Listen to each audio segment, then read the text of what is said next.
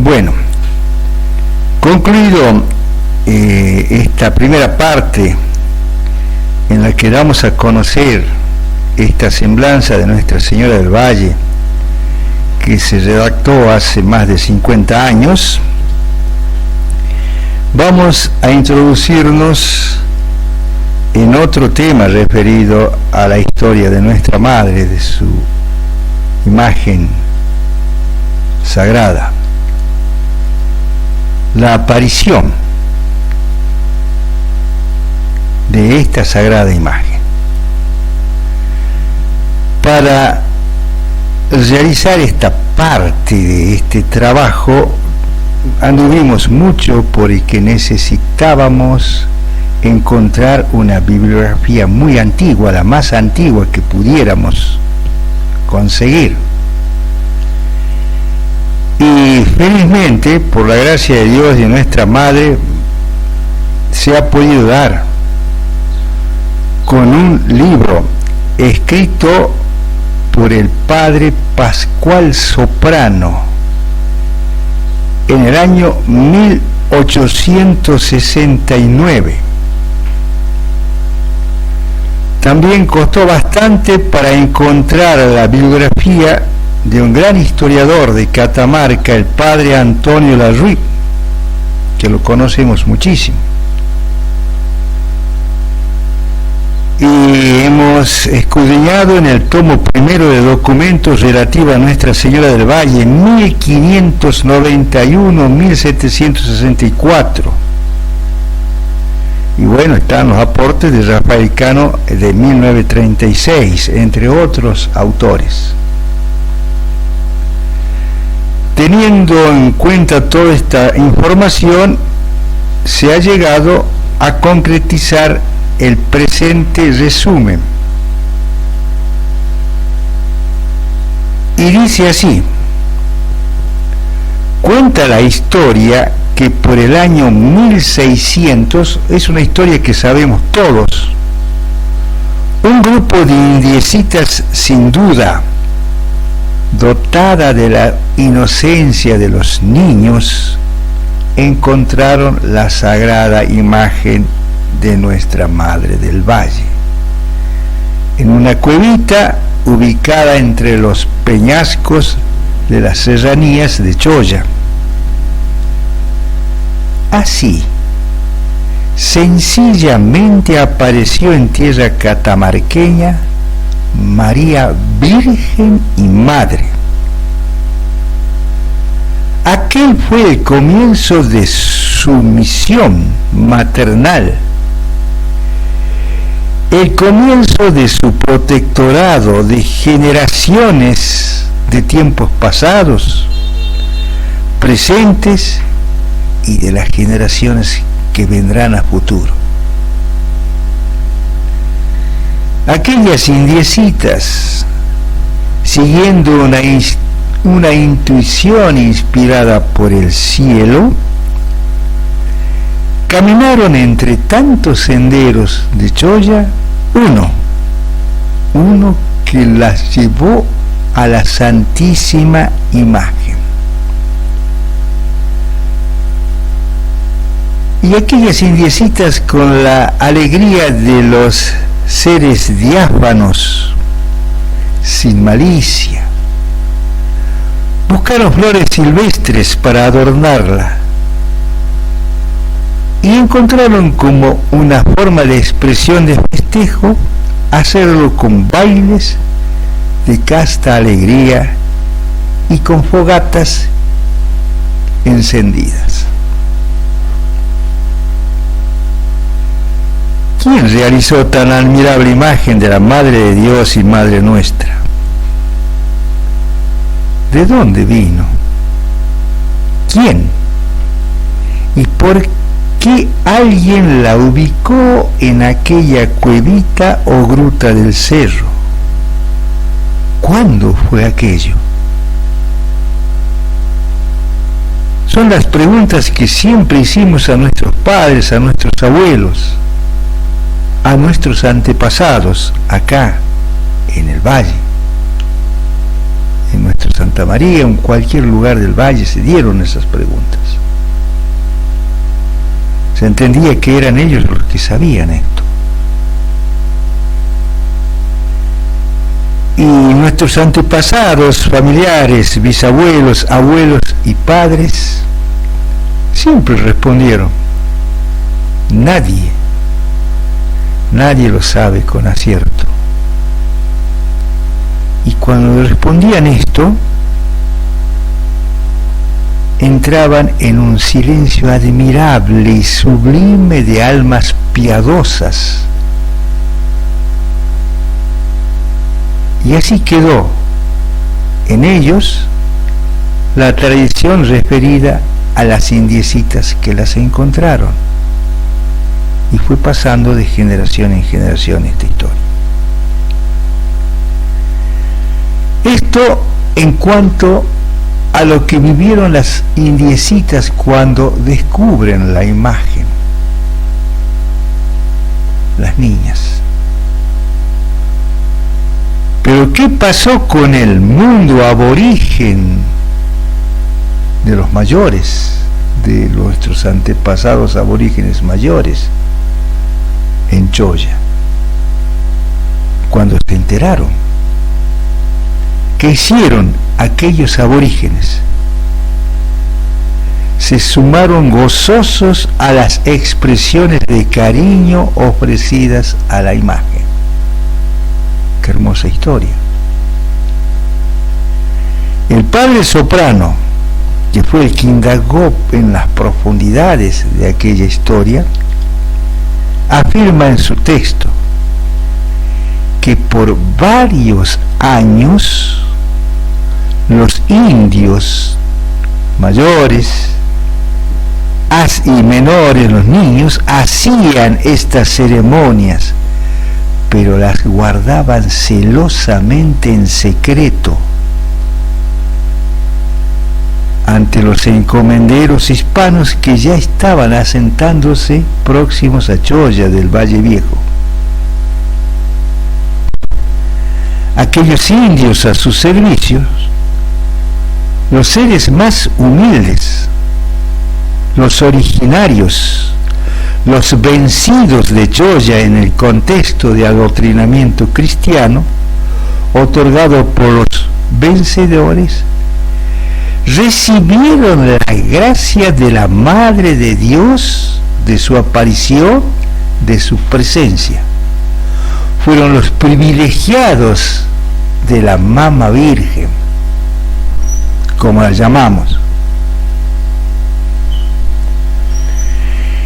Y pasados ya 400 años de aquella milagrosa aparición, cabe preguntarnos, ¿cuál habrá sido el mensaje traído para sus hijos aborígenes, con su rostro color moreno, con sus manos suplicantes, con su mirada tierna, con ese color tierra? ¿Y cómo habrán interpretado los más antiguos desde sus mitos, ¿no? Desde su mitología, los colores azul y rojo y los soles pintados en el manto? Interesante pregunta. En el caso de Nuestra Señora de Guadalupe hay explicación para todos estos símbolos con los que la Virgen se presenta ante Juan Diego y después a los aborígenes de allí. Pero en nuestro caso, lamentablemente, no existen relatos conservados en las tradiciones históricas juradas de nuestra Madre. Sin embargo, y sin dudas, el mensaje de la Madre del Valle estuvo. ¿Por qué? Porque se trata de su presencia, de su presentación de María como evangelizadora y como misionera por excelencia del mundo americano, en estas tierras del noroeste argentino, en nuestras tierras de nuestra querida provincia de Catamarca. Hay un título acá que está propuesto en el trabajo, que dice: Presencia de María Inmaculada en el mundo de la conquista y colonización del antiguo Tucumán. Ya sabemos que son todas aquellas provincias que antes hemos mencionado. ¿Cómo comienza esta historia de su presencia en el mundo de la conquista, que llega hasta acá, en el mundo de la colonización? Las luces nos las da el padre nuevamente Pascual Soprano, que en su libro Historia de Nuestra Señora del Valle, las guerras calchaquíes, así es titulado, dice: los primeros colonos en parajes del Valle Central catamarqueño habían estado asentándose alrededor del año 1550, muy en el fondo del tiempo, en épocas relacionadas con la entrada del conquistador Núñez del Prado, que entró a conquistar el antiguo Tucumán. Mientras Núñez del Prado empieza a desplazar sus huestes de la conquista, esta gente se va introduciendo en Valle Viejo ya como colono. Ahora, Núñez del Prado trae soldados para el proceso de conquista. Y entre esas huestes, entre esos soldados, había algunos que eran vizcaínos. Se les llamaba así porque procedían de una región de España llamada Vizcaya. Entre esos soldados que llegaron estaba Alonso Salazar y también Manuel de Salazar, quizás parientes, dice el padre Pascual Soprano, y nos relata textualmente lo siguiente: ¿quiénes eran los vizcaínos? Los describe, porque no se va a la procedencia de otros soldados de España, sino que va directamente a ver el tema de los vizcaínos.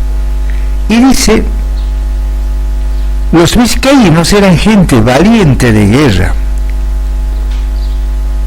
Entre ellos, así como en toda España, ardía una fe vivísima hacia la Inmaculada Concepción de María. España estaba enamorada de la Inmaculada Concepción de María. Y ese amor llegó también a los soldados. Era conmovedor, dice, ver a las madres, esposas, hermanas despidiéndose de sus queridos que partían para América. Con qué lágrimas y palabras inculcaban a ellos la devoción a la Virgen. Les decían no dejar nunca el escapulario y el Santo Rosario, y a veces les entregaban una imagen o estampa de María como compañera inseparable, y así se lanzaban al mar dirigiéndose a América.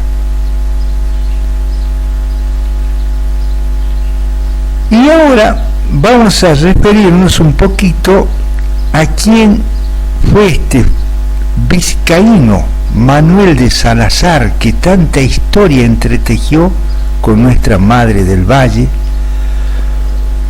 un tanto como para ir rescatando cómo un hombre que viene vestido de soldado dispuesto a conquistar termina entretejiendo su vida con la Virgen del Valle. En relación a Manuel de Salazar, el padre Antonio Larruy expresa en su publicación que Manuel de Salazar, como tantos otros de sus comprovincianos de Vizcaya, hubo pues de engancharse en una de las varias expediciones militares que en los años 1600 zarparon de España para ir a Chile, donde las guerras con los araucanos eran incesantes. Y acá un dato muy importante: Salazar solo tenía 20 años de edad. Pensemos en nuestros nietos y recordemos a nuestros hijos en sus 20 tiernos años de edad con nosotros, dando un paso tan grande a la aventura, a lo desconocido. 20 años de edad, vistiendo un uniforme de soldado y viniendo a una guerra. Bien, dice Pascual Soprano, en una publicación de la revista Estela hay otro aporte también del padre Antonio Larruy, y dice en esa publicación de la revista Estela es una revista que siempre fue editada en el santuario de Catamarca y se sigue editando, donde se relata la historia de nuestra madre, la historia antigua y la presente. Acá llegaba mucho a Santa María esa revista. La mamá del doctor Palacios era la corresponsal, era la que la distribuía. El padre Larry dice que a don Manuel de Salazar, a este muchacho, le fue dado en mayordomía a un grupo de indios en la jurisdicción de Huazán. ¿Por qué? Aparece en Huazán, en el antiguo Tucumán, en la parte de Catamarca, porque muchas de estas tropas después son trasladadas al antiguo Tucumán desde Chile, y en esos traslados le correspondió a Manuel de Salazar llegar a estas tierras, y cuando llega a estas tierras se le da en mayordomía un grupo de indios de la jurisdicción de Huazán, actual departamento de Andalgalá.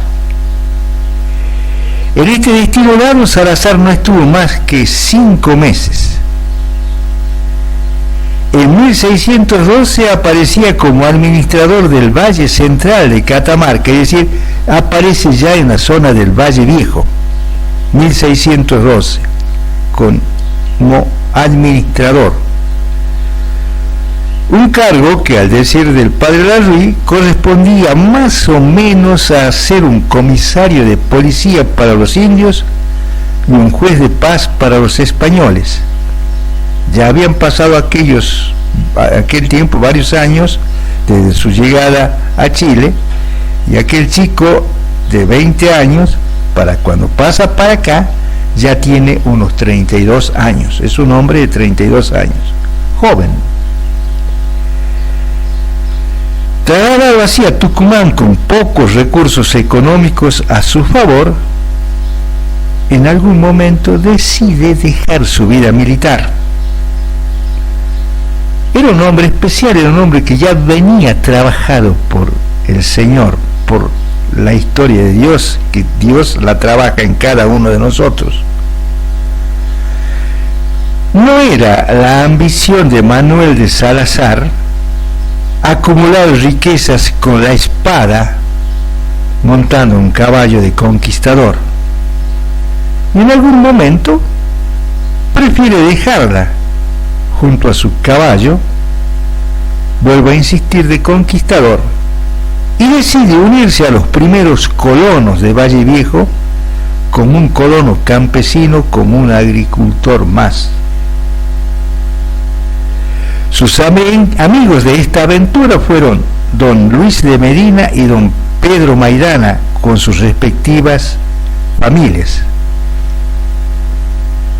¿Y cabe decir que esta figura de colono que tiene Salazar, Luis de Medina, Pedro Maidana, no es de hombres ricos y de gran poder. No, es un nombre que se le atribuye a esta gente porque viene venciendo, por supuesto, a nuestros antepasados aborígenes y empiezan con el proyecto de la colonización, en este caso en Valle Viejo, que es una historia muy especial y que no tiene nada que, en cierta manera, ensamblar con la historia de la conquista del noroeste argentino. Esto es Valle Viejo.